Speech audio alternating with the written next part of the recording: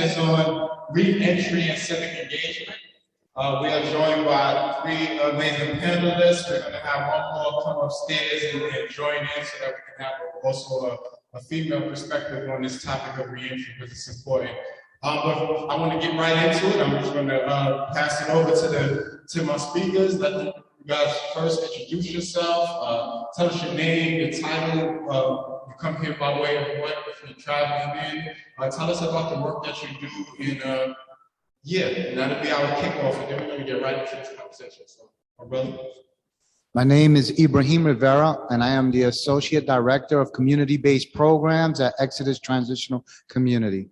So for the folks who don't know, Exodus Transitional Community is a Harlem-based program, started in Harlem and has remained in Harlem in order to help people transition from federal, state, or city institutions back into society. I feel like the guy with the bald head commercial, I'm not only a worker, but I am also a participant because I came into Exodus Transitional Community after serving 29 years and 7 months in prison. I was born in Manhattan, raised in the Bronx. I lived the lifestyle of that life in the streets of the Bronx and in Harlem. And at the age of 19, I was sentenced to life in prison. When I was finally released, that was my first taste of institutional racism, because I remember as a young man at the age of 19, going in high school dropout, I saw people with similar situations as me, and they would get 5 years, they would get 10 years. And when I went in front of the judge, I was a Puerto Rican from the Bronx. They said, you know what, here, take this life sentence and go home. Because that's where you're going to live the rest of your life. But by the grace of God, I was able to be released upon parole. When I came home, I had nowhere to go to. And the first place they told me to go to was Exodus. And I went to Exodus, and Exodus helped me within that transition. So I worked upon myself while I was away. I ended up going in there with nothing, but I ended up going in there and getting my high school diploma. I got my associate's degree. I got my bachelor's degree. So when I came out, I had some skills, but I didn't have what it took to transition into society unless I had someone willing to aid me, because I never held a legal job in my life until I came here. So once I did that, I was able to learn the ropes about case management, and I started to see how our community needed reentry help, because people were coming home and they didn't really know how to survive and make that transition. Because people think of incarceration as a form of trauma, but the reality is that the trauma was occurring to them prior to incarceration. I always tell individuals prior to coming in is that, you know, getting a person a job once they come home isn't that difficult. The difficult part is having them maintain work. The reason why that's difficult because they came into the incarcerated situation with a great deal of trauma. And then they went into prison, and that just compounded the trauma. So when they came and they were released, they didn't even know how to deal with the trauma that would aid them in maintaining employment. So at Exodus, we've created systems that are there to look at incarceration from a holistic position. So, for example, we have the work readiness program, which I'm basically the associate director of, which focuses on aiding people coming home with resume development, mock interviews, obtaining employment, job development, workforce training. But that's just one aspect of it. We also have wellness centers that deal with people with substance use disorders. There are so many people, because of what the past panelists spoke about, because of the crack epidemic and the overt and covert war against people of color that have been going on for generations upon generations. It affected them. And so you have people addicted to these substances. They went up north and they thought, okay, all of that is in my past, because they never dealt with that trauma. They never spoke about it. But then they come home. And some of you have seen how 125th and Lexington was. It was like, I left in the crack epidemic. I came back in the K2 epidemic, and ain't nothing changed after 30 years. And it was hard to see that. But it came out, and you threw that monkey in the closet, and it came back a full, a silverback gorilla. It's still there because no one's dealt with that issue. So we have a wellness center to deal with it. And then we've learned about trauma. So like the last panelists were talking about, just different social services programs. And it's how do we create social service programs by us that focus upon us and do it in a way that's trauma informed to deal with our specific needs and problems. So when I saw that, this is what Exodus is doing.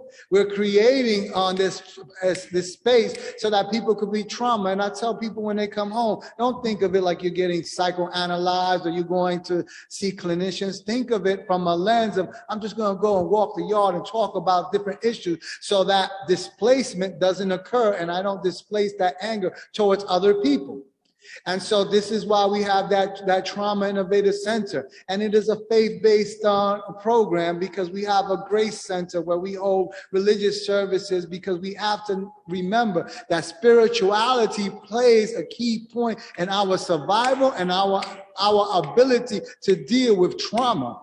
And this is what Exodus is, and this is why I love Exodus, and this is why I wanted to be there at Exodus, and I wanted to be part of the program there and part of the community because they're community based. And it's gotten to the point where now I'm going for my MSW and I'm thinking about how can I use these skills that they're teaching me to continue to help this population because we need it.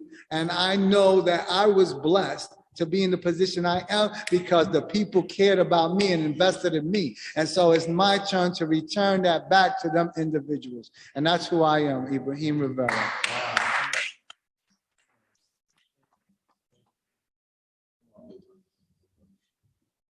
Let me say this here.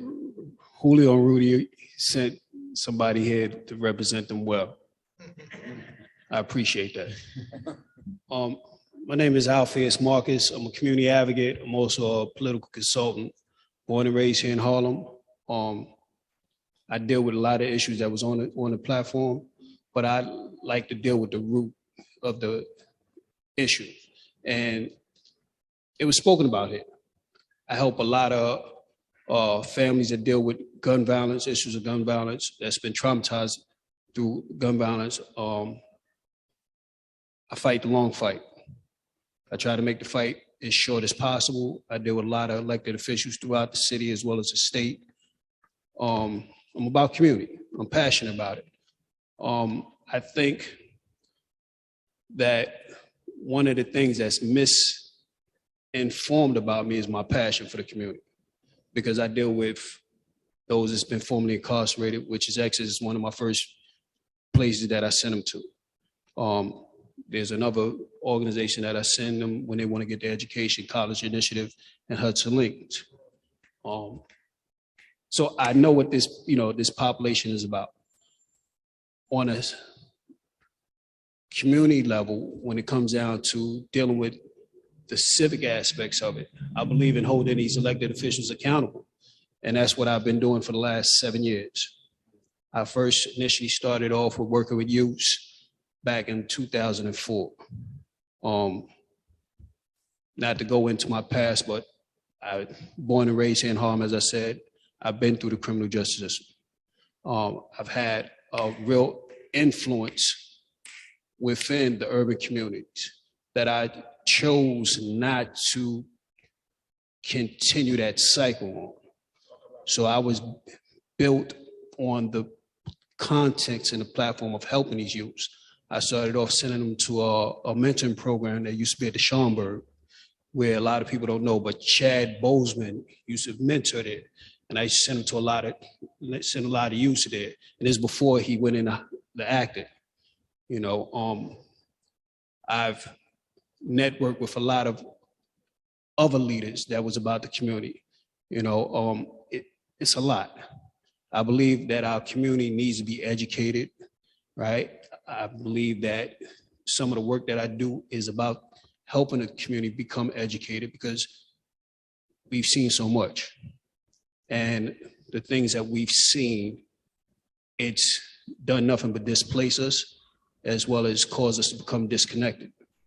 And we have to build leaders within the community that's about rebuilding, and that's what I'm about. Thank you. Thank you. Thank you. Well, good afternoon. My name is Jason Clark, and it's the reason I'm here now is partly because of this guy. First time I met Alpheaus was on the community board here in Harlem, right? And as part of the public safety committee, we were trying to figure out ways that we could be able to make an impact. And Alpheaus would come to all the meetings. You had all these great ideas, and you started to see, especially for a panel like this that's about reentry and civic engagement, what are the things that we can do from like a grassroots level to make sure that what happens and doesn't happen in our communities doesn't have to be determined on who our elected officials are. It doesn't have to be determined on the institutions that have historically, systematically, made it harder for us to be able to thrive. The answer to all the questions and the issues that we're dealing with has and always will be us, right? And I guess that must have been about 8 years ago, something like that. But I just remember how much we were able to do. Like, I remember 13th, if everybody remembers the documentary came out talking about the 13th Amendment and how, has that clause in it that says that, you pretty much can have slavery, but it's through the penal system, right? We made sure we did something so people can be able to hear and learn about that. We started working with one of my guys who's now blown up in a lot of ways, Kevin Livingston with 100 Suits, right? Figuring out from the beginning, like, how can we make sure that folks who have been, in the system and who are now trying to find a jobs can be able to have a suit and learn some of those skills so they can be able to get a job and be able to build for themselves. But the thing that's always stuck with me is that when we talk about reentry and we talk about this work, there are over 400 collateral consequences that someone has to overcome just to not become a statistic and then be able to fall into those tracks of recidivism.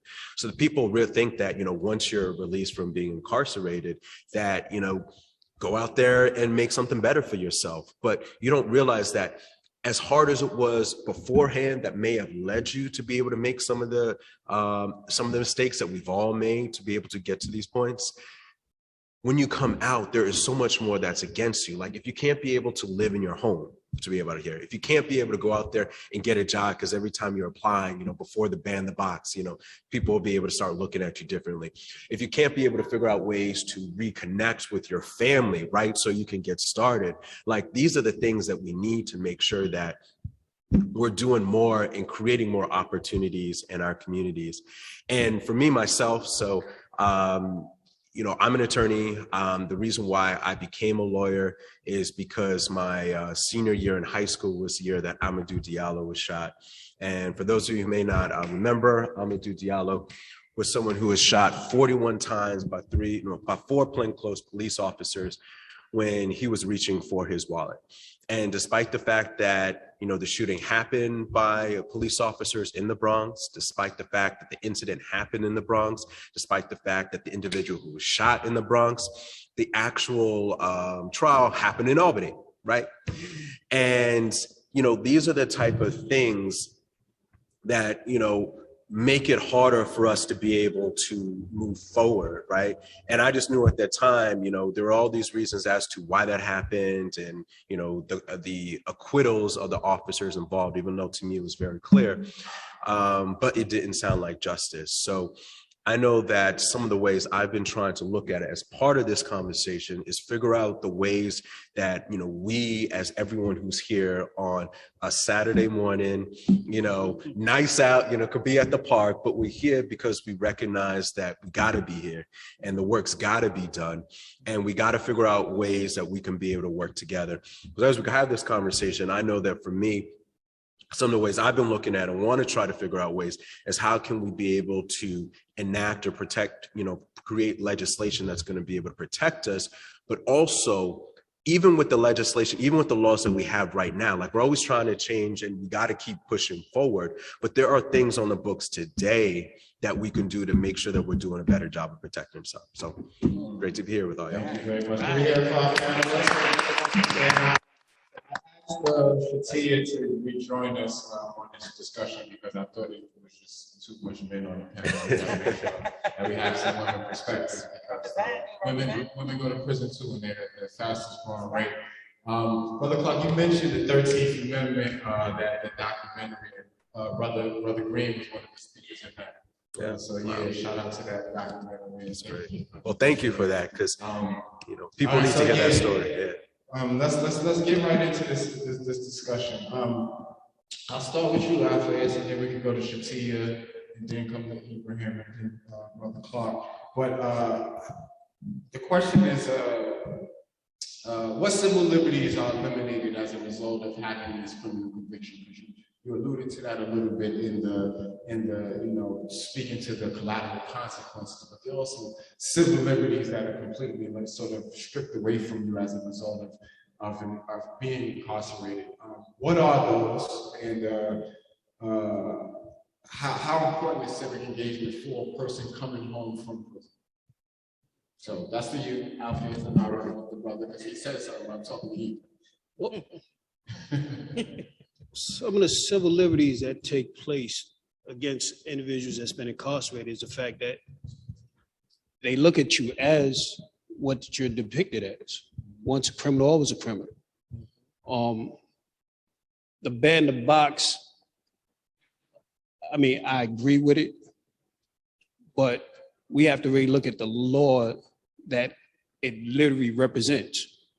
The ban the box, that only qualifies to jobs that you're going to get that's maybe $26,000 a year.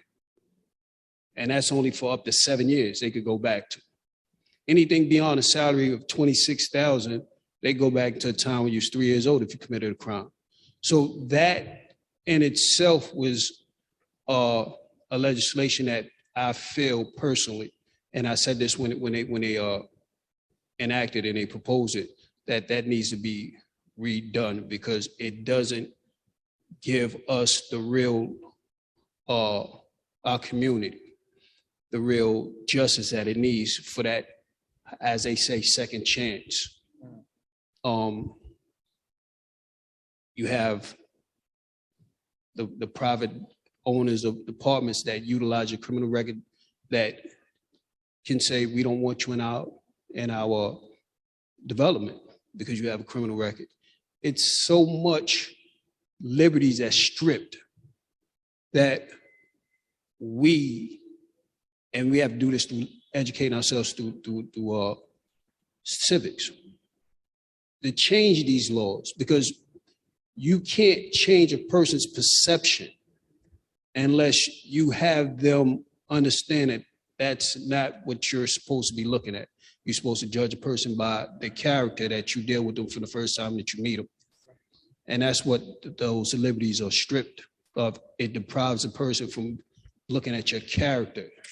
Shatia, come on, take that next. What are some of the civil liberties that are removed as a result of incarceration? And how important is civic engagement for people who have experienced incarceration? I would say for me that kind of hits home because I remember it was a time in my life and a period, and this was after my incarceration, which I did about 4 months on an island, and from there I went into a program. Right after completing the program, as you know, you have to get a job and you have to try to come back into society. That's what they say, come back into society. But it was very hard. It was very hard for me. And by that, no matter what job I tried to do, home care, they wouldn't take me because I had a ACS case. I tried to do bus escort. Again, your caregiver. Anytime you have a status on your name, and for instance, for me, it was ACS, it stops you from wanting to do more. You know, they're not looking at the fact that, hey, you've changed. Although you completed everything, you know, they don't look at that. They look at what you were in for, you know, what are you doing now? And if it's within a certain amount of time, they're not even looking your way. I remember I applied for, what was that? What is that? School safety. And they denied me. Now, I have been clean for a good 5 years. Haven't had any priors. I was on a now a straight path, and because of my past and everything else, it was very hard for me to get that job. They denied me on the spot. So I then started to, and again, that messes with your mental health. As a woman and you have children and you're saying, hey, now I'm getting myself together. I'm coming out this program. I'm trying to live on life terms, but I'm not getting these opportunities. It starts to allow you to take you back into that street mentality, because remember, that's where we came from. It takes years for us to be trained into this, into wanting to do better. So, if I could say my God, if it wasn't for God, my higher power, I could have went back into the system because of all the no's. And no, you can't, because you incarcerated. So no, you can't. No, you can't be a fight. You can't be a public safety and just escort people across the street because you have a criminal record. And for me, that was everything. And so that was my experience against it. And I do apologize. I kind of went off towards the end of that, but that's how that affected me as a woman coming out of incarceration and looking for a job and trying to get back into society. So thank you. I think on civic engagement is, you have to look at it from a theoretical perspective and from a practical perspective and from what's being propagated. And I say that what's being propagated is that we as individuals returning back home have no civil rights. That's what's being propagated. So when I came home in the middle of the pandemic, they told me that I didn't have the right to vote. And then it was just one time, I was up on 161st and I was listening to then our district attorney, now borough president of the Bronx, Vanessa Gibson, speak, talking about the rights of restoration for people who have felony convictions. And excuse me, ma'am, may I speak to you? And then I learned that we do have the rights, but that's not what's being propagated. So I didn't know. And I say practical, and then I also say theoretical, because theoretically speaking, we should have a lot of the civic rights that everyone else has. But in practice, it isn't happening. So for example, he mentioned housing. I remember being denied many times over, even though at this point in my career, I make a good salary, I have good credit, I have everything that you would say deserves a good apartment, but I've been denied over and over and over again housing that is appropriate to my income level because of my incarceration. So I had to take a place and basically put it out, ways that it's actually that my parole officer doesn't even want me to live in because of the area that is there. I have to take that because I have no other place to call home, and no one will ever give me that second opportunity and with the housing, because in practice, even though theoretically speaking, they shouldn't discriminate, in practice, it's happening all the time. In addition, employment, again, I've been blessed. I work at Exodus. Exodus has given me a platform in order to continue to grow. But I've seen over and over and over again people saying that, oh, no, we don't discriminate because of your felony conviction, but they find other loopholes in order to discriminate. So I say, for example, in New York City, smoking marijuana is legal. So now what they do is they say, well, technically you can't smoke on the job because we got power tools or we have this, and they create loopholes in order to what? Discriminate with employment practices. And so these are things that are occurring on any level, on all different types of levels. So it's very, covert in the way they're doing it, but who are the people that are being impacted by this? Are the people of color. Black or brown, indigenous, people of color are always being affected by these new rules and regulations and practices that are occurring. So this is my experience with how this civic engagement has become very difficult for people who are re-entering society. Thank you for that, Ibrahim. Come on. Yeah, and I guess what I'll add to that. So on the legislative side, I think there's still more to do, but there have been. It is important to see that there have been some improvements, right?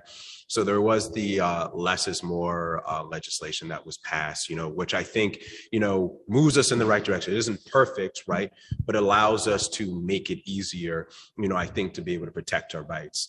And this is kind of maybe where I was even starting to go to a little bit before, is that I think that what we got to do is do a better job of asserting our rights in these situations, right? With what we got now, right? So for example, like under the less is more, and it's been a while since I've taken a look at it, so I won't go through, all of it there, but the way it was written, and it's for folks, for example, who are on parole, and these are the things that can't, revoke your parole, very small things, right? But what we need to do is ensure that, like, when someone is applying for a job and someone is told that they can't have this job because of all of these kind of soft reasons that we're talking about, like the way it was written, it makes it easier for a lawyer to be able to say that the reasons that you're giving why someone can't have this job, is BS. That's what it is. It provides a presumption that you and what you're doing is actually okay. It makes it harder for the prospective employer to be able to say no to you. Now, in theory, or not in theory, but in practice, what happens is the employer gives some reason and they say no, and that's just it. But I think that what we need to do a better job is making sure that, especially for, justice involved individuals who are being on the right path and trying to be able to better themselves and their families, that they have the protections needed, right? Like my thing has always been is that we got to do a better job of knowing our rights. We got to know our rights, when we're in an altercation with a police officer. We need to know our rights when it comes to housing. We need to know our rights when it comes to being a parent in our schools, and all of these areas we need to do a better, we need to have more access to these resources and knowing what it is, and then be able to get someone who can be able to protect us in these areas. And that's how we're going to do it, because again, like from this perspective as a lawyer, there is a lot that's actually on the books that we can be able to use. But the truth of the matter is, a lot of times, unless you're able to find someone who works for, a public defender's office, who works for a mobilization for justice or legal aid society or what have you, who are understaffed and underpaid and have a whole lot of cases on their thing.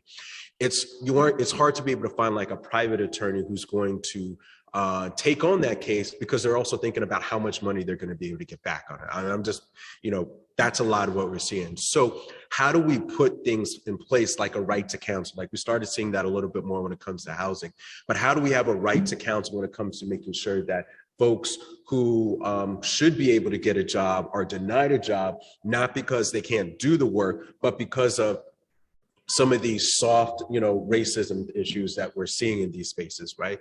So if we can figure out ways to get the support, have some of the money that goes into the budgets. Like we're always hearing every single day, there's a new budget. X millions of dollars is going into workforce. X million dollars is going into reentry. X million dollars is going to education. what is it going to in those areas, right? What are the actual projects? Because we can say that we're going to put together something that's going to help us, but if there's no money behind it to put together a staff to be able to do a service of folks in the community, it's really just, window dressing. So those are the things that we got to start to look at more.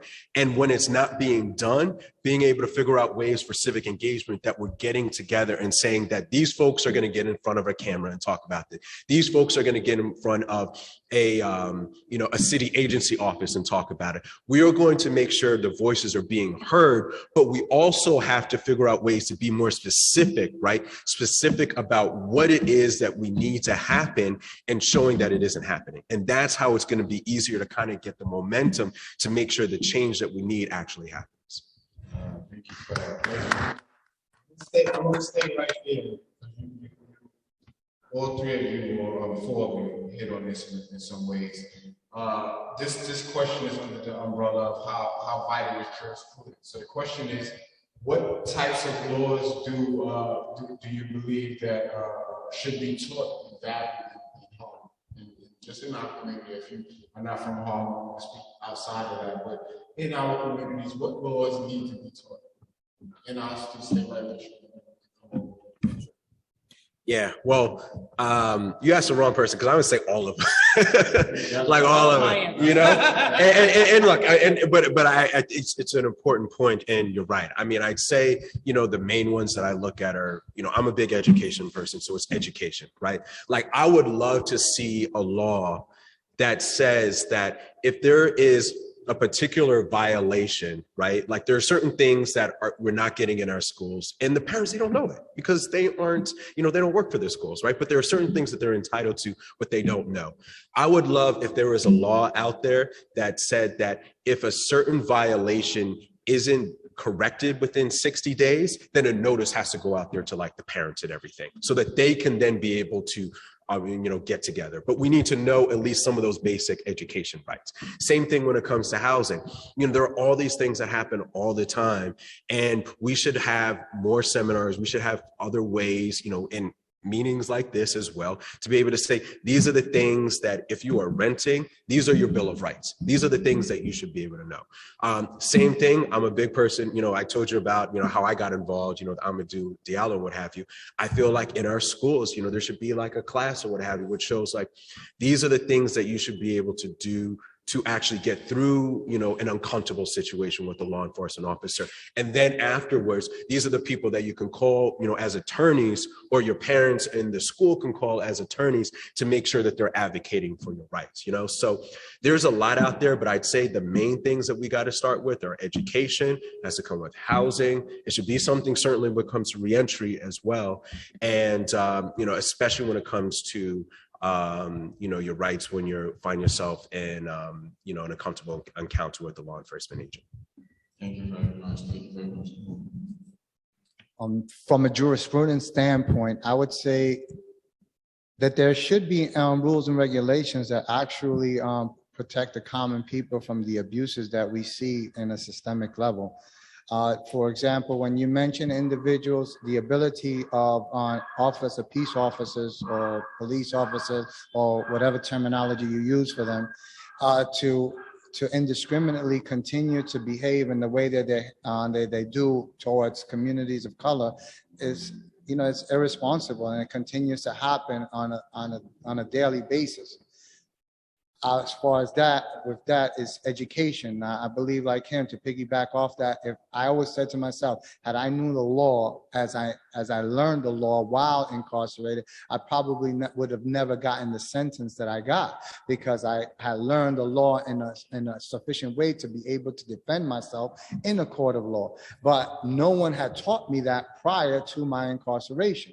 So now we have to engage our youth with this information that we're gaining, because what I hear people talking about all the time is they're talking about how to help their youth, but ain't no one engaging with the youth in participatory action research or anything of this matter to ask them just a simple question: what do you need? What do you want? What's causing these situations to occur? And so by engaging our youth within the education of the legal system and how it is from a practical standpoint, I think that would help our youth to understand the rights that they have, and that and then they'll make the determination on the jurisprudence that's needed in order to aid them in their transition.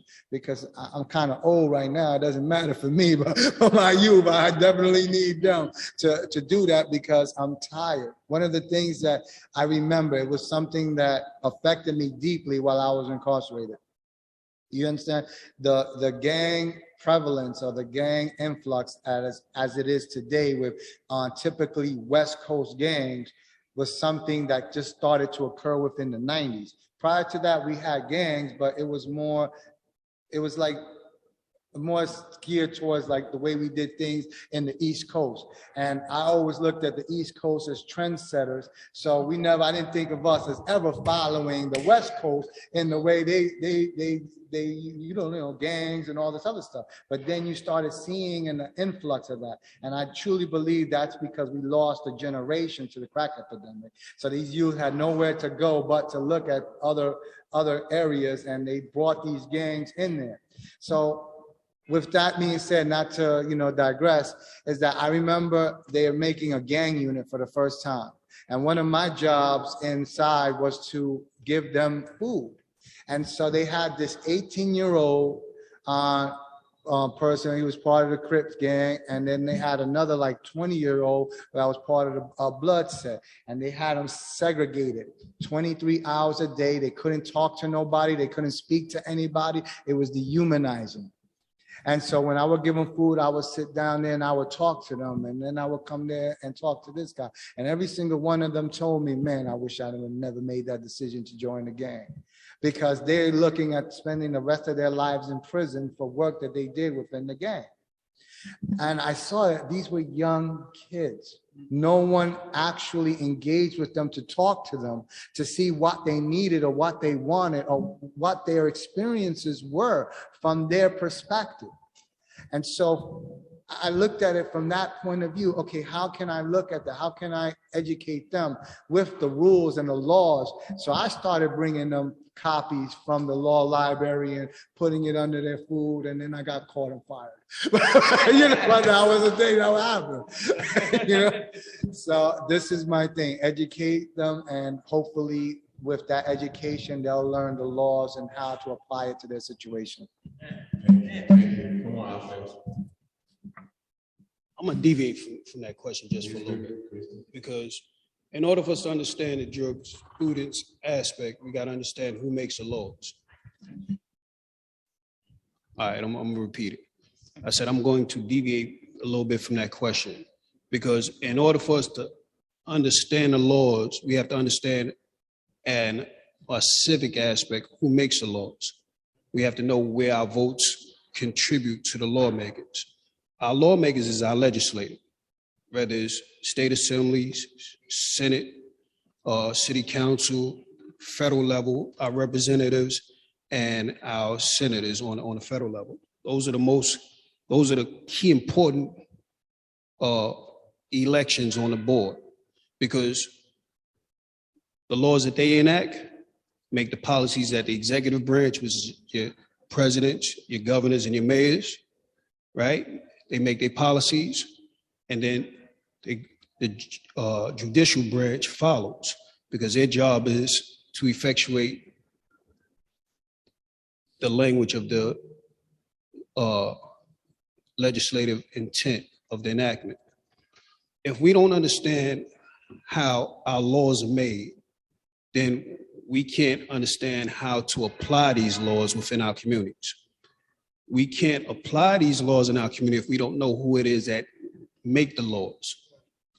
If we're not looking at our lawmakers to discuss what laws need to be in place to benefit our communities, we lose. Jason spoke about the education. I have been trying to get our state legislators to literally call those responsible for the inequality of education within our public school systems. And it seems like the teachers union has a big impact in that, because they won't call them before these committees. if we don't know how to vote, we don't know how the laws affect us. And it's important that we learn where our votes count at, and instead of being loyal to political parties, being transactional for the benefit of our communities. When you speak about the jurisprudence perspective, a lot of these people wait till they go to jail to go to a law library. When there's law libraries here in a free circuit, if you don't know how to read a law book, you don't understand what laws it is that affect you and you should be applying. And if I'm speaking out of context, Jason is here. When police approach individuals, they ask them for their identifications. The only thing that you're required to do is show them that you have an ID that's active, right? It hasn't been outdated, and that's it. You're not permitted to give them your ID because now you consent to a search. A lot of us don't know that. We believe that once they ask for ID, here. No. So if you don't understand how the laws affect you, you're not going to understand how to apply the laws that you can benefit from. So it starts with understanding where the laws are made. So the best thing, to help our communities is educating our communities on who make the laws and what laws is applicable. Thank you for that, Russ, because that's a root issue. You can't deal with the law, advocate if you don't understand it, you don't know how to read it, comprehend it, or you've never been exposed to it. I remember the first time I went to the law library and looked at the law book. I was like, wow. And I had to have the energy to want to go home to stay in the book. Now, if my energy to get home didn't exceed how hard it was to read the book, when I went and read the book to get myself on. And a lot of times that's what folks are meeting me with. The energy that I have, I go to this, and if it's not within my purview or comprehension, then I get frustrated. And that's usually what folks are counting on for us and how we get asked out. So thank you very much for that. God bless. I appreciate that. Katia, how important is it? Yes, how important? Thank you. Brother, move that on the other side of your body. Thank you. See, y'all working that out. Thank you. Just from a woman's perspective, not just to, I don't mean to see about that. No, it's okay. It's okay. We need that perspective right now. How important is jurisprudence, and what laws do you believe are important for our communities to live in? I have to piggyback. I'm a mom. I have to say education. Education is the key to everything. I'm so sorry. Education is the key to everything. But again, it all depends on what type of education. I've overheard you guys speak of different ways and different techniques, and it was something that maybe we can bring historical justice into our schools and education, because for me, what I have realized over the past year, I've been on a journey, been on a spiritual journey, and the Lord has placed me in different places and different things. And what I realize is that our children, in school, they have so many politicians going up there, tell them, hey, this is what we're doing. This is the money that we're putting into the school. And, and everybody's happy, but they won't put a person like me. They won't put a person like you or you who've actually came from the streets, and we went through something, and we've been places, they won't put anyone like of our nature inside the schools because it might scare them. So, and that's because they don't understand our story, and they don't know that our story can help a child. Because what we went through, everything extended from something.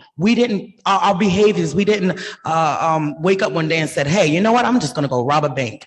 That had to extend from somewhere. We had a feeling. Maybe it was a TV show we watched. Maybe it was something.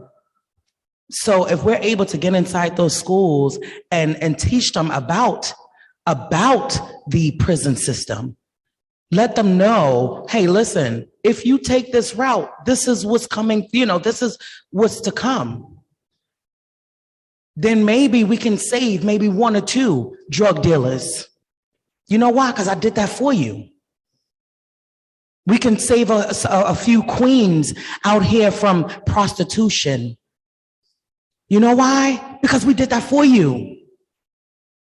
And I don't think we have enough of us going into those schools and going to our education, because it don't even have to be a school system. It can be a community center. It can be a church. It can be somewhere. It can be anywhere. But I think just having knowledge on this itself, we need more of. So that's mine. Wisdom, opportunity, knowledge, education. Throughout these conversations this afternoon, we have touched on all of those specific points very pertinently, and I'm very, very happy about them. I just want to allow folks to go out with the message. What would you like to leave people with? We didn't really get a chance to we didn't get to go through none of the topics in its fullness, because y'all going deep, but the issues that we deal with in our communities are deep, right? And they deserve time and space.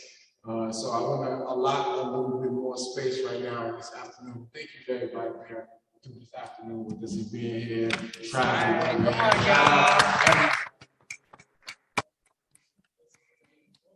I'll be remiss if I forget this again. Can we please shout out Daniels, who has been doing a great job?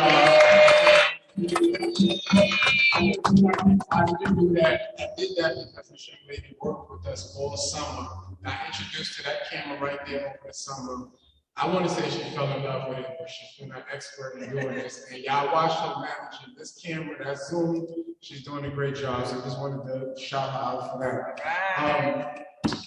Wisdom, opportunity, knowledge, education. As it relates to this topic of reentry and or civic engagement, because we could have talked about these things together, or we could have talked about them separately, but there's no doubt overlap in them. So what is the message? We wanted you guys in the last conversation of the day, we got Brother Jarrell's going to come up and tell us a little bit about his work, but from there, we're going to possibly go into a breakout session. So you all the last formal conversation of the afternoon. What is this is the solution center. We've been talking about issues all day. What are some proposed solutions? What are some directions we can go in? People listening, what can they take from this, and how can they move forward? So any just parting words, I'll just start from Ibrahim, and we go down the table, and then we'll close out. Any questions? Really quickly, I just want to put focus on, there has been a covert war against people of color since forever. And it really magnified it in the 1970s, where mass incarceration became a thing where continue. So for example, even though I'm from New York, I caught my charge in the state of New Jersey. In the state of New Jersey, 70 to 85% of the people incarcerated were people, black and brown people, although they represented only 10% of the population. And you know this is occurring because people are committing crimes at the same level, but we're being incarcerated at greater rates because of that. Because of that, I would tell, and I want everyone to know this, that you cannot define a person by the worst moment of their life. So when they are released from prison, they are human beings, and they have the facility, that way in which you have to look at them from the perspective of them being human, just like you. And they may need a little bit more in order to readjust back into society, but it's worth the investment to invest in them, because the alternative is to see them recidivate, and that's more money that you're spending on housing them and continue this generational trauma of incarceration after incarceration. Because one of the the consequences that happen because of mass incarceration is that you started seeing generational incarceration, where a father, their children, and their children are starting to become incarcerated, to the point that I remember as a young man, I didn't look at Rikers Island as something to be afraid of. I looked at it as a rite of passage, that this was going to be manhood. For me, I was on the island, and I came back that way. And so many of our youth are looking at it in that perspective, and we have to break that cycle of generational incarceration by treating the people like humans, investing in them, and knowing that at the end of the day, that they cannot be defined by their worst mistake or their worst era of their life.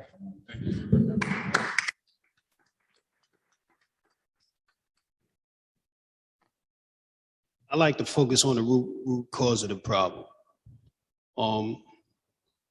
As I said, I sit with a lot of elected officials, and one of the things that I speak about is the fact that you can't have incarceration unless you address the root cause of the problem. Majority of the incarcerated, I believe anywhere from 85 to 90%, read anywhere from an 6th to 8th grade reading level. So it tells us that education is the first tool. It tells us that understanding the systemic racism in segregated schools, that generations have this misconception of what education is. So education is one of the key factors. Poverty is another factor.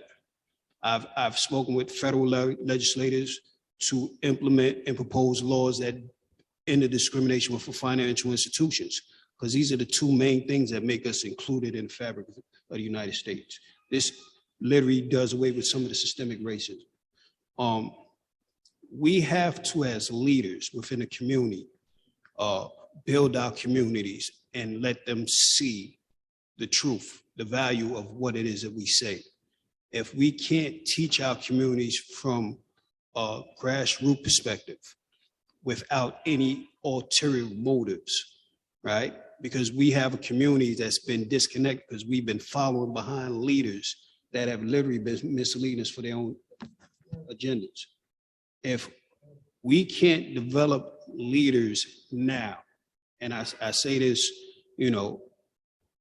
for years, our communities is on our last stand. We are on our last stand. We've engaged in self-genocide that's been perpetuated through systemic racism to the point where we don't know where we're going. We've seen, and it's been spoken about on this panel, where they can't see it, they can't believe it. I've always said this here. If I tell somebody I got a phone for them, I got to give them the phone, because now they know that's tangible. You're not playing with me. You're not just telling me something. If we can't educate our communities, right, where they see real leadership without any cracks in that shield, right, we lose. We'll be sitting here talking about the same issue for the next 4 generations, possibly 5. And from what I gather, when Joe Biden took office, by 2040, we're going to be the minority. So we don't have much time. We have to wake up now. We have to educate our communities. We need it through displaying real leadership. We have to understand where our votes count at. We have to, again, be transactional with our votes. You want our votes? This is what our community needs. If we can't do that, right, and we don't have leadership that's willing to help us do that, or show us how to do that, we lose. We'll be here talking about this, and it'll be just talk. So this here is the start of something that we can really replicate throughout other communities, because the community needs it. And they're waiting for it, but they don't know how to literally attach themselves to it. We have to be that driving force. And if we're not, we're going to be sitting here scratching our heads over and over. And that's all I have to say about that. Thank you for that, big brother. That's just to that point, to exactly what you said, we also have to create models. We have to show people how to do it. Not only do we articulate the issue, we have to be able to make it tangible, make it understandable, make it possible, right, for it to even be replicated, right? What good is a gift given that you can't use, or with a bunch of information you have, but you don't know how to apply it? You get absolutely nothing out of it. Thank you very much, brother. Brother Paul, come on. Yeah, so I guess to finish up, I guess the first thing I'll say is that, you know, and it's been a little bit of the theme kind of as we're going through this, is that we need to do a better job of enforcing the protections that we already have, right? Things that are already on the books. Like, you know, part of this conversation ended up being about education. The New York State Constitution has a clause that says every resident, every child who goes to a public school has the right to a sound and basic education. Already, it's there, right? But we don't see that every single day, like in our schools, right? So we need to make sure that, again, whether it's education, whether we're talking about reentry work, whether we're talking about housing, the laws that are already on the books, we need to make sure that have the right representation to enforce what's already there. That's one of the things I think that we can start doing today, right? The second, there's an organization I'm a part of. It's called Good Call.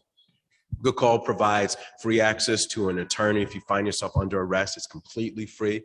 I know that when we're talking about solutions, we've been thinking about ways we can make sure that we can get at that root cause. And we found that a lot of the times, you know, especially here in some of the story, you know, from Ibrahim before, or think about the exonerated 5 or what have you, a lot of these things happen because they feel like they are pressured into doing things that they shouldn't be doing, right?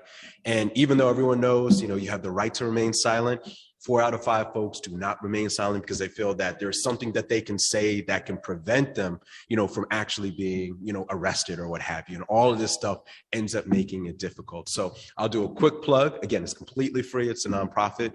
Good Call. The number is actually, I think I have it on my shirt on here, but it's 1833 Good Call, or you could look it up or what have you. So make sure you're just sharing that information out there.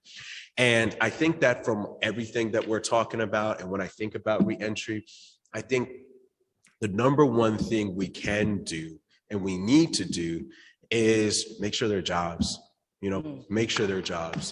If we have jobs that are available afterwards, you know, it allows you to be able to have more opportunities to maybe be able to get a place, you know, so you can take care of yourself, or maybe be able to do what you need to do to be able to like reconnect your family, or make sure, you know, all of these issues that we were talking about before that leads to these high recidivism rates. We need to do a better job of making sure that we're preparing folks for opportunities, you know, while they're incarcerated, but also making sure that once they're, you know, once they're released, we aren't just saying, just go out there and just try to make it on your own. We need to have more structure in place so that we're bringing folks back in like with open arms so that they have a pipeline for being able to do that. So there's a lot, you know, it's a long conversation, you know, all those things, but more representation, more having protections in place, you know, today, and then making sure that there's more job opportunities. Those are the 3 things that I would really want us to focus on, kind of leave this conversation with. Thanks. Thank you, brother. All right. All right. I'm gonna take you home. I'm gonna say, one, I'm a part of the Ritual for Return organization, and I can say this: to have more of that program, it will be phenomenal. So you got to tell people about it. I have to tell people about it. Okay. I'm gonna break it down. Ritual for Return is a program that helps former incarcerated women, men and women, come back into society, and it allows them to gain their freedom of passage. Hope I'm saying it correctly. And what it does is it focuses and it teaches you to focus on yourself, mentally, physically, spiritually, emotionally, because understand that although we stopped doing what we did, our habits are still there. Our mental habits are still there. Our behavior problems, our behaviorals is still there. So we need to have a place to actually be, to channel and in tune and get into our inner selves, because when we're coming home, it's like, it feels like it's the world against you. But programs like Ritual for Return allows you to be with people that, for one comes from the same aspects. Okay? They're coming from the same place that you're coming from. So you can now identify with people. You can identify with them. Everyone have a different story, but we're all taking the same walk of life. You know, the trials, the tribulations, we talk about all of that. We do manifestations. We do drumming. It's so much that's put into Ritual for Return.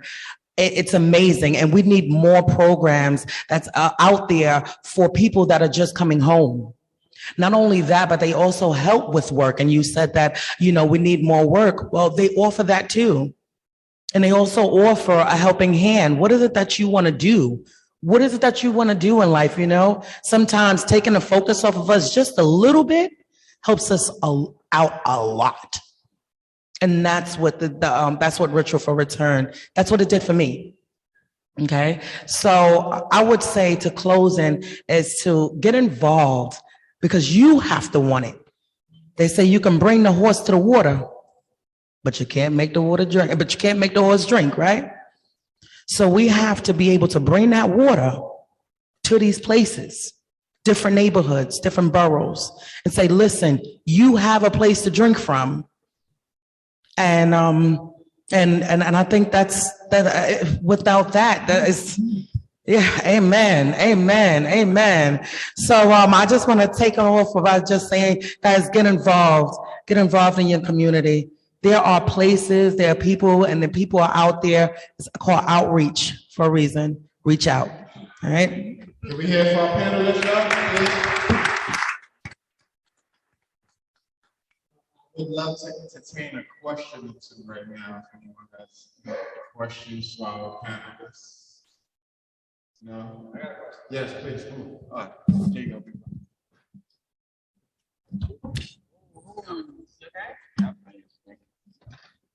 Peace. Thank y'all for your wisdom and for being here with us. I'm also formerly incarcerated, so definitely loving the details of the story.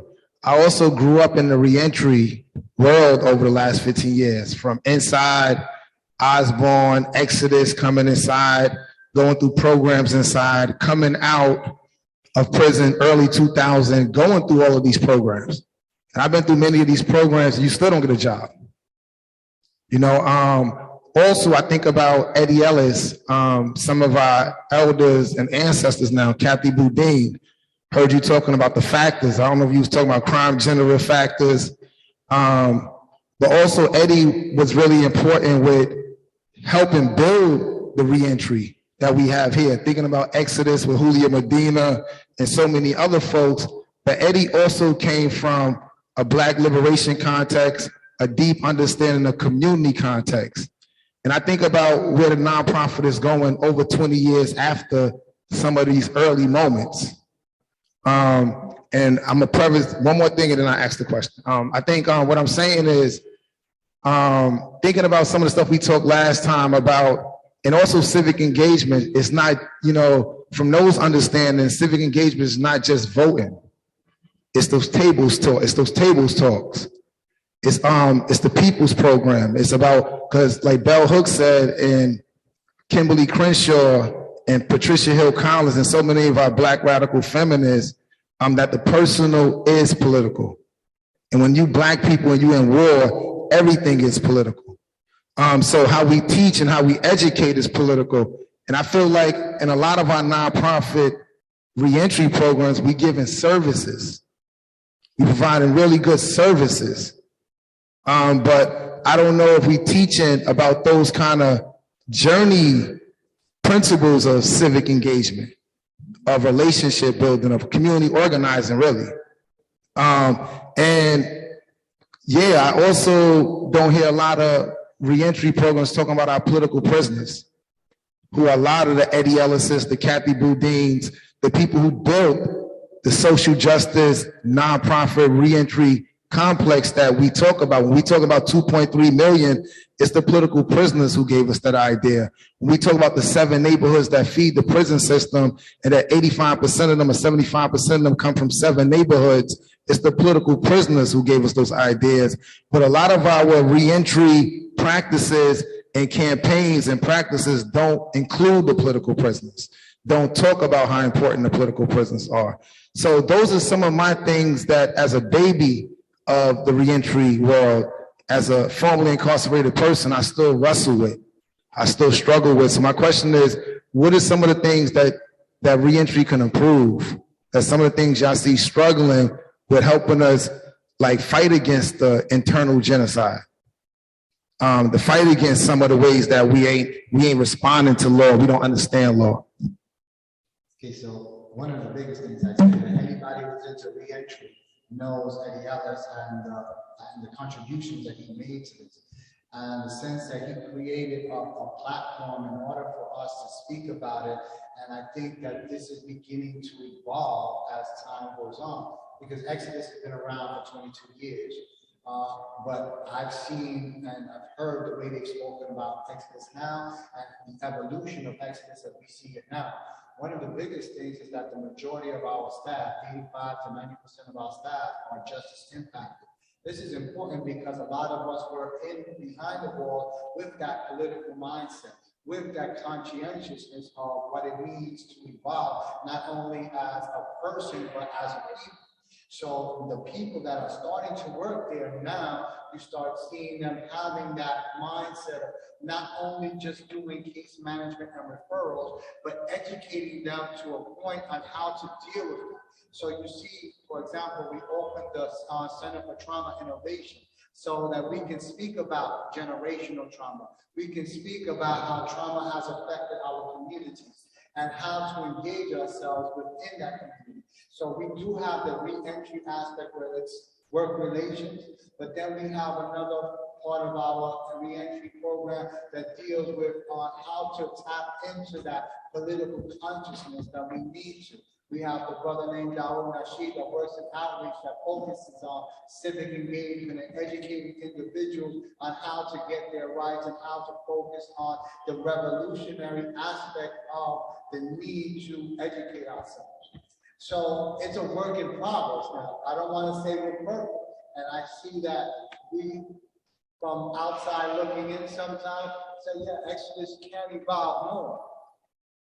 Will we get there? I believe absolutely yes, because of the people that we are hiring and the people that we're working, and we're educating ourselves within the system so that we can be credible messengers to the people that are out there, to our youth, but also be credible messengers to the politicians and the people that need to hear our story in order for them to back our cause. Thank you, brother. You might not like my answer. I'm gonna love everything you say, brother. Because let's just say you stop mass incarceration, right? How do you get funded then? The mission is complete. You don't get funded. You have to deal with the root cause of the problem. What's leading to incarceration? If you don't address the root cause and cover everything up, it's just something that's going to continue to go on. And like you said, these programs, you don't see any benefits from it. I'm gonna give you some numbers. New York State seen its highest incarceration rate in 1999. Prison population of convicted felons was 72,899,000. Today, 31,262 people are convicted within the state correctional center. Rikers Island hold anywhere from 20 to 25,000 people. It's less than 5,500 people in Rikers Island. So the mass incarceration unit is almost depleted because nobody's going to jail. How do you stop people from going to jail? That's the focus. When you speak about political impact within society, it's not what we do to respond, it's what we do to prevent it. And the majority of those programs for prevention, you won't see it funded. Talk about it. Because in order for it to get funded, it means you got to stop the system. Talk about it. So the only way that you can stop the system is for the community to be politically involved. That way they know where their votes count, who they should be voting for, and how they should be voting. Because a lot of us don't know that. And that's why we have the problems we have. I've heard people on this panel say that the racism that we face as a community, Black community, started with slavery 400 years ago. The United States is not even 400 years old. Systemic racism was geared by the decree of 1452 against Muslims. When Muslims started shedding religion, in 1455 it became all Blacks to be held in perpetual slavery. This is where the universal laws of slavery took place at. And it's followed up by the Supreme Court in Scott versus Scott versus Dred Scott versus Seneca, 1854 case. You see all the laws that's in that case that's applicable today that hasn't been removed because our legislators, we don't know how to vote. We must know how to vote to end a lot of these disparities against us. So, as I said, I'm not going to sit up there and say that these nonprofits should be where they're at. I like to deal with the root of the problem. And that's what we should be talking about.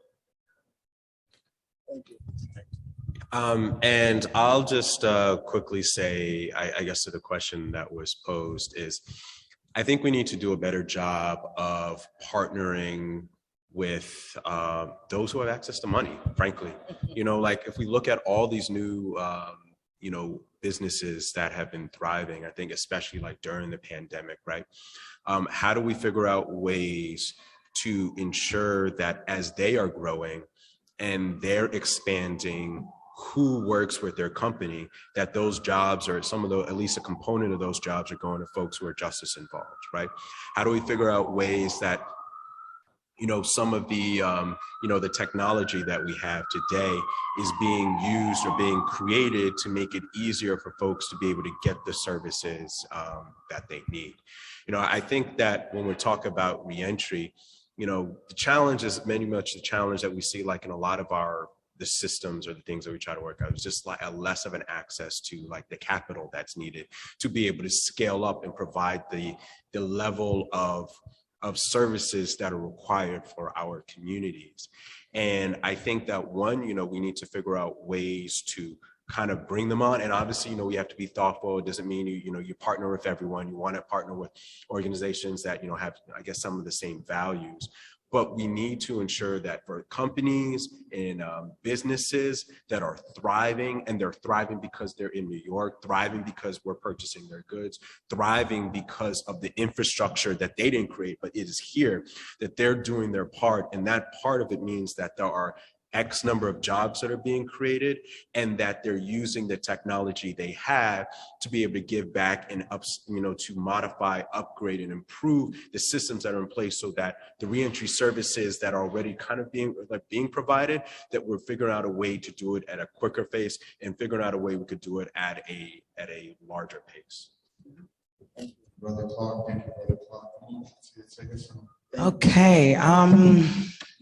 I'm just gonna kind of piggyback off of what all three of them said, and I think it's all of you guys have very, very valid parts, and but for you, my brother, Alpheaus, you touched me when you hit home, and you stated that you have to get to the root of the problem, not what's causing it. We all know what's causing it. It's going to always cause it, but how do we even get to that?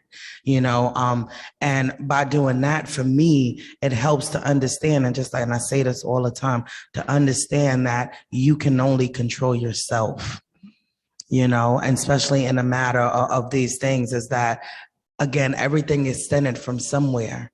So when you say, well, where did it extend from? It extended from, well, guess what? We have so many drugs on the street, guns on the street, so many things to get to there. But what makes us want to do that?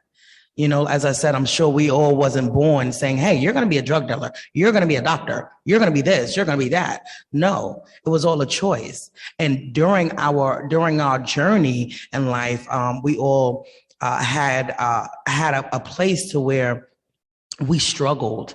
It was a point of time to where we had struggled so much to where we had to either start selling drugs or we had to pick up the gun because of this or that or for whatever reason. So it's our emotions and how we think and how our way of thinking is what brought us to getting into that in the first place. So if we bring it back and then let's get into the people who have the power to actually help us in this matter. So if you were actually, if you would bring them to those two and you just kind of crunch it together, I feel as if our community will be so far better if, like you said, we get to the root of the problem. And some of that is just finding out how we operate mentally. How do we operate? And I believe we did have a seminar on that prior to, but it's how our reactions are. What are we doing to prevent it? What are we doing to start it in the first place? Getting down to the main root. And so I'm definitely with all three of you, but that stood out for me because again, it extended from me seeing my mother struggle. No food in the refrigerator. So let's get to the main focus and the main cause and get within ourselves and in tune. That's it. Thank you. So it sounds like you can't confront what you won't face. Is that what it is? So you gotta face it. You gotta be yes. Deal with that force. Thank you. Could we hear it again for our panel? Thank you. And for our moderator too, for making sure we had a good conversation. I'll be with this. I can't do it fast. Brother Green, give him that mic next to you, please. Try speaking to praise God, assalamu alaikum, peace. Peace, I say, because many of us don't understand the word of peace. We think it's like drugs, getting high, doing something bad in the community and acting tough, but I've been with Ellis in prison. I've been with Julio in prison. I work with Exodus. I work with Fortune Society. I forward people to Exodus and Fortune Society for 7 years. I did 42 years in prison for a crime I didn't do, okay? And I'm running into the idea of do Black Lives Matter or who do Black Lives Matter? Because we got all these organizations that's functioning, but they're not doing new things, all right, that the community need right now. Like all these houses are boarded up. Why can't they partnership, like you was talking about partnership with these boarded up houses and get them housing for people coming out of prison? We got so many today, mental health, or the thing what we call bipolar. I didn't understand that word when I first came out of prison, bipolar. And I'm learning that a lot. I help with people with homeless. I help with people with domestic issues. And I deal with meditation, Tai Chi, all right? This is the root that you need, Tai Chi and meditation, to substitute with anger management programs, all right? Which will fall into the aspect of moral consciousness, all right? That's what's lost now. We don't have family reunions like we used to have, They talk about that, all these things that we need to come together, but the organizations that is functioning, they should work with the organizations like the church here and like my organization, the Health Community Development Organizations, right? And, Folk of New York. These organizations are helping the community. They're out there. I'm out there. The churches are out. These churches, the church here with Brother James, Pastor James, he's in the community. He's feeding people like I used to do in Brooklyn. I used to feed people because of the coronavirus, right?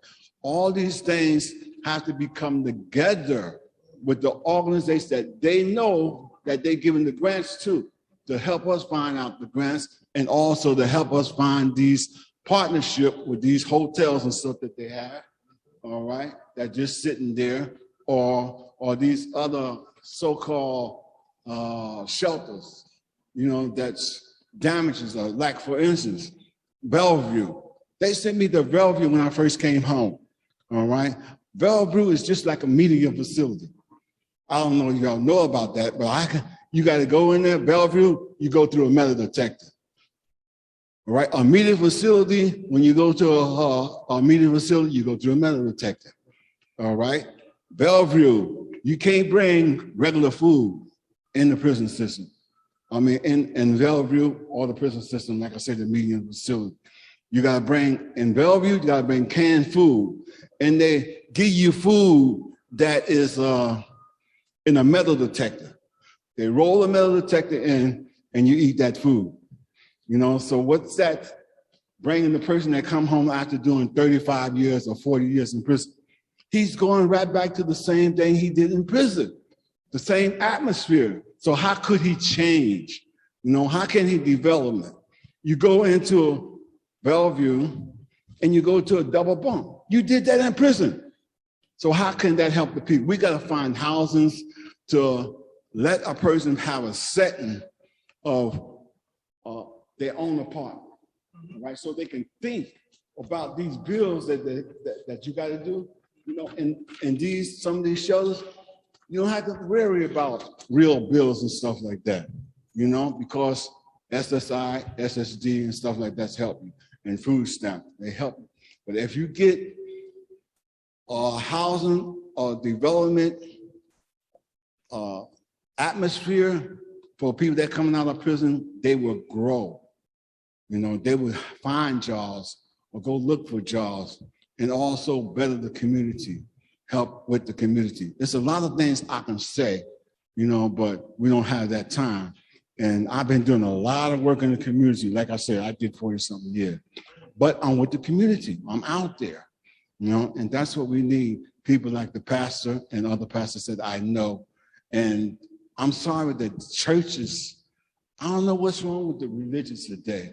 Churches and mosques and synagogues, they are closing. I went to about 7 different churches, 5 different mosques, and they have only about, the most I've seen was 30 people in these organizations. So what happened to how can we give moral conscience to our people when we don't even go to church no more? Like I said, it's a lot of things that I could say, but what I want to also ask is, how can Exodus or anybody else help us get financial support to get these buildings, and that knows about the hotels that they have sell?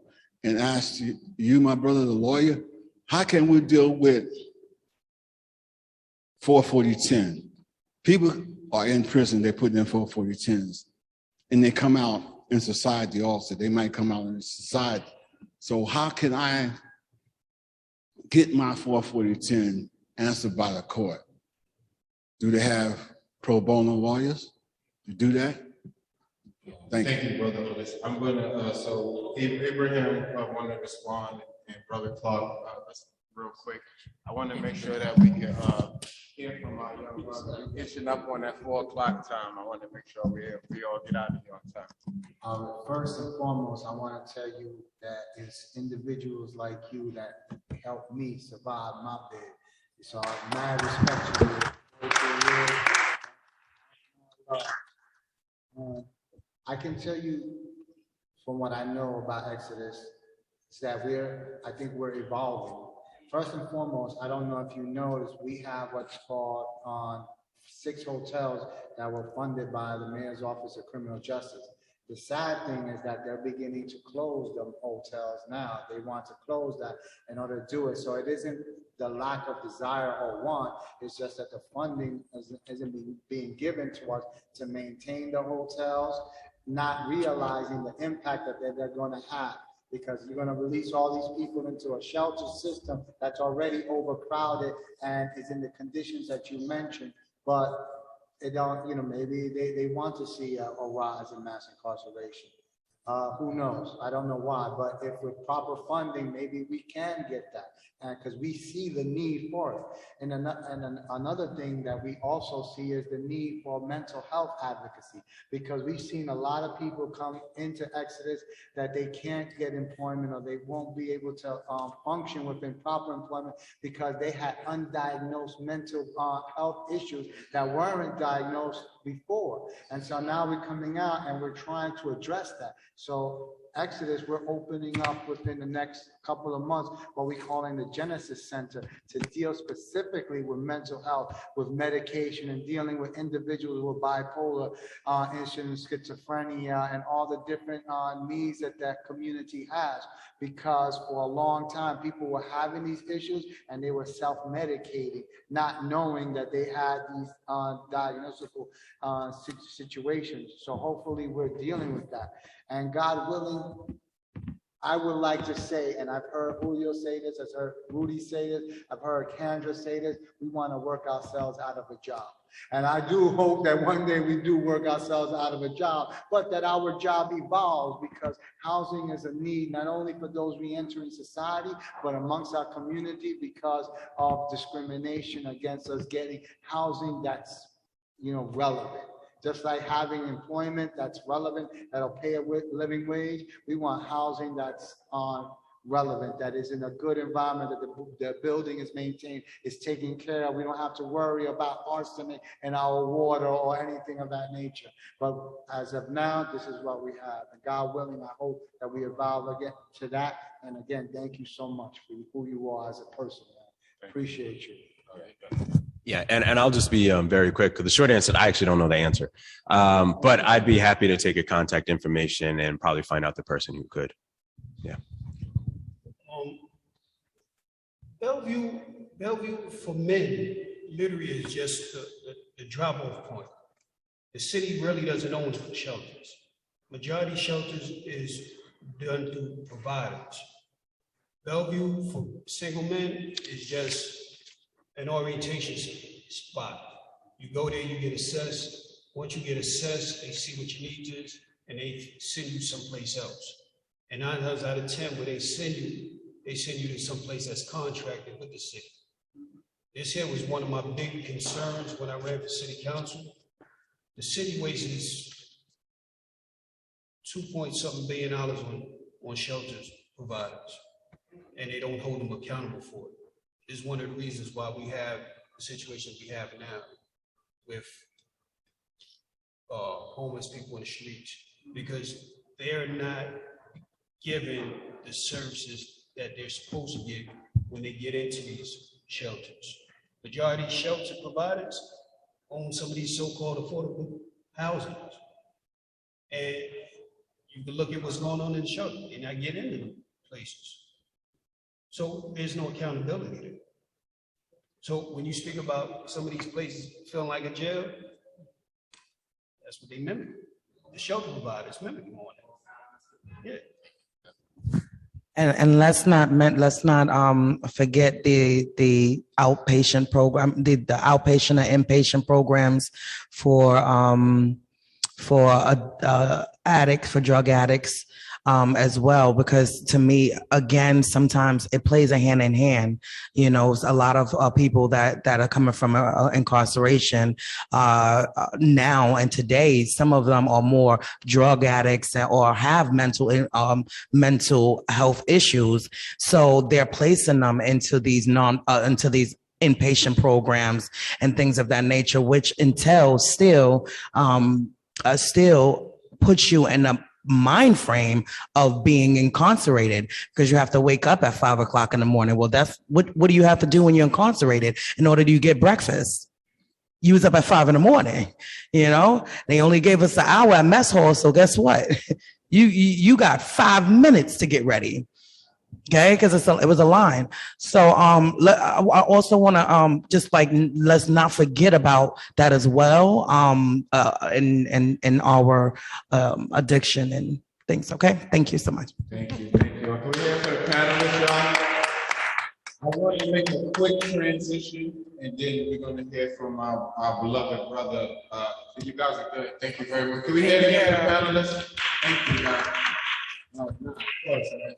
I feel like my brain is overloaded right now. So much information. I want to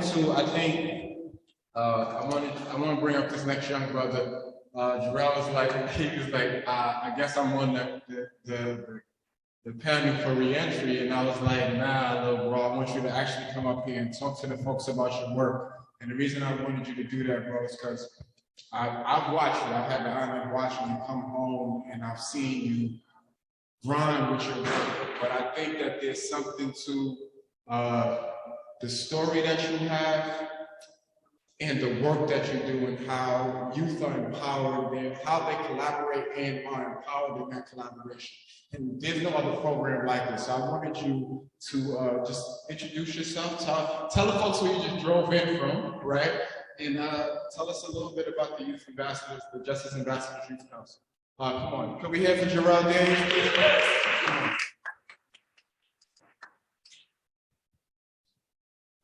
Thank you, Pastor Scott. It's the reverse, actually. I actually came home in 2018 following a 6-year state in prison. And I had the privilege of watching Pastor Scott navigate Columbia University at the Center for Justice. And he was my role model in coming home and having achieved success in developing his program that confined arts. And what I could do naturally was follow in his footsteps. But where I just drove from, I just came from Connecticut. I'm in the Yale Access to Law School program, a 2-year prep program. I really would say, I spent most of my life gang involved. I was indicted in a 41-count gang conspiracy with 9 of my friends in the South Bronx. I ended up serving 6 years for one of the shooters in the case. But really, that's not really why I'm here today. I come through a number of life experiences. I would say, my mother's domestic violence relationship that went on for a number of years really pushed me into the streets.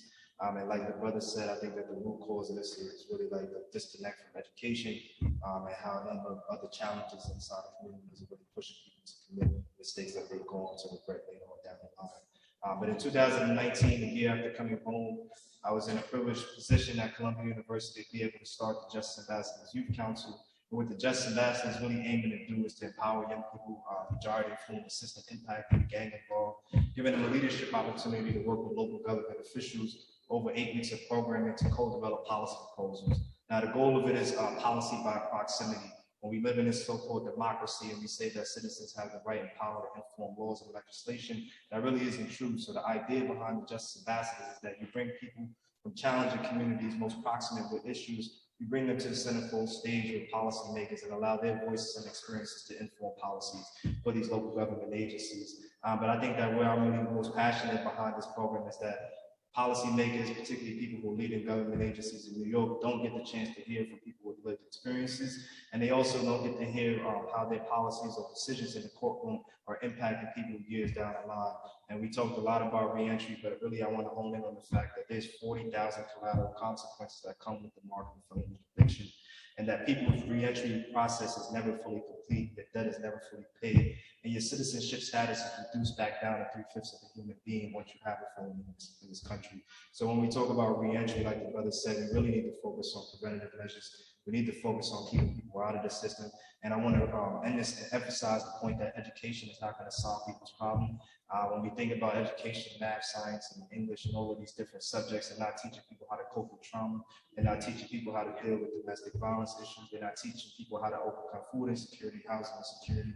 So what we need is a robust kind of environment that's really providing wraparound services in an educational context, so that we're doing more to empower young people to go on and make healthy decisions. I'm really speaking fast. I know you've been here all day. I don't want to take up much more of your time, but I really appreciate the opportunity to do what you want today. Thank you.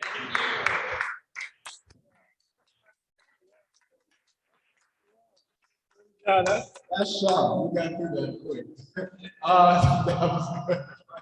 Yeah, I love you, bro. Reverend James, I'm sorry. Could you please take us out of here? Please. Anything you want to do, give us the final words out of here. This is our first Reverend James, very modest, likes to be in the background. He's opening his door. Can we have Reverend James? I got this because I met him because he opened his door for a community event in a blizzard. That's how I met him. I came in, was recording for someone else's event in a blizzard. And he let us walk in here on the floor, snow all on our feet, and he was helpful. He got me an extension cord in order to know who I was. And he's been that hospitable. And it's a lot to have access to a space on 116th Street in Madison to be able to do this type of work. So thank you again. Amen. Praise the Lord, everybody. First, let me say this. The A.M.E. Church, from its conception, has been involved, amen, in social action in America, addressing the moral spirituality of Americans' health. We're building here the Solution Center. Our whole church is the Solution Center. I met Scott, we talked, I shared some stuff with him. We talked about how many people can, in our community, our leaders, some pastors, some politicians, some activists can articulate the issues, but rarely know the solutions. So we're committed to finding out solutions. Amen. And so we're trying to build this coalition of activists, change agents, community-based organizations who are close to the problem, grassroots, create this creative space, this space of love and belonging, a place where we can wrestle with ideas, right, and learn from each other, and not so much focus on our differences, because we may have some disagreements in our differences, but to focus on our similarities, all right? It's our collaboration. So that's what this space is. It's a creative space for us to come together and to really get the voice of the community and what's needed. I think the brother said, I'm from the Bronx, I'm from Harlem, born in Harlem, I'm from the Bronx as well, South Bronx. And I think getting close to the problem is where it's at. Getting close to the problem, proximity. He said it, proximity.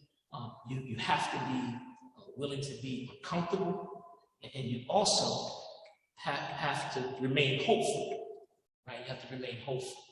And we did a skit in the beginning until we missed it, but we're getting close. We want to, and that's why you're here today, because we call organizations that we know that's making a difference and are good at what they do. And we want to help you fulfill your mission, because we need to learn from you. God called us to this ministry. He said, remember those who are in prison as though you was with them.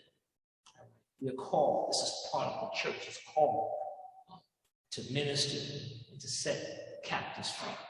It's part of the calling. So therefore, the only way to do that is to get involved and with the people who were impacted. So yes, I stay in the back because the folk who lead this ministry are the folk who've been through it. Amen? And they lead me in the work. All right, so that's all I have to say. So I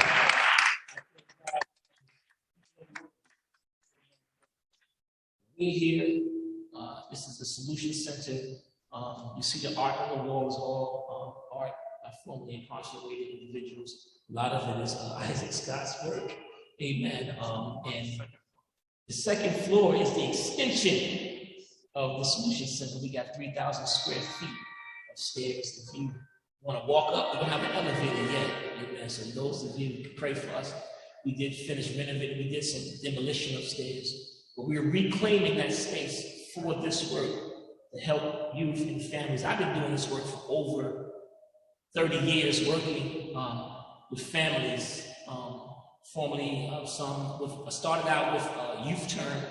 I'm working with children who are formerly incarcerated parents, and working with children who are justice involved. And now I work for the DOE, and throughout I pastored in 3 different states. And at every charge, I had the opportunity to pastor This is the population that God brought to, amen, to work with. In Newark, I served there for 3 years, in Philadelphia 3 years, and Hartford, Connecticut for 5 years.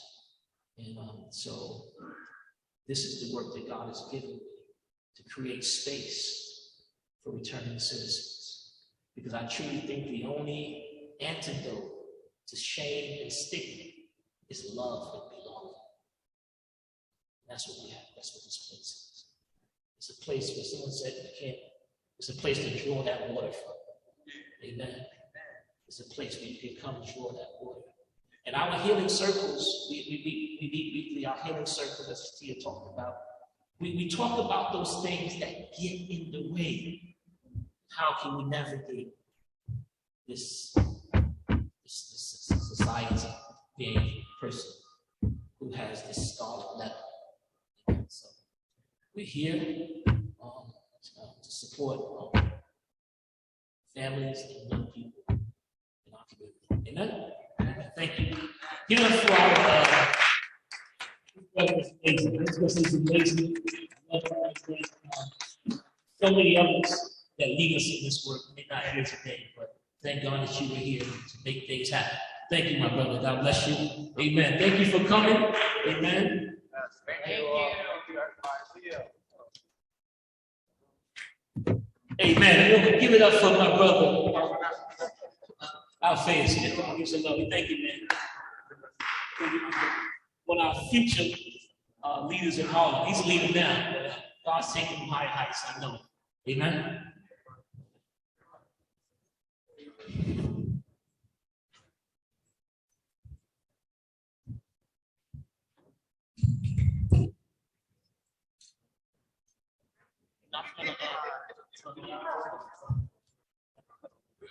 Yeah.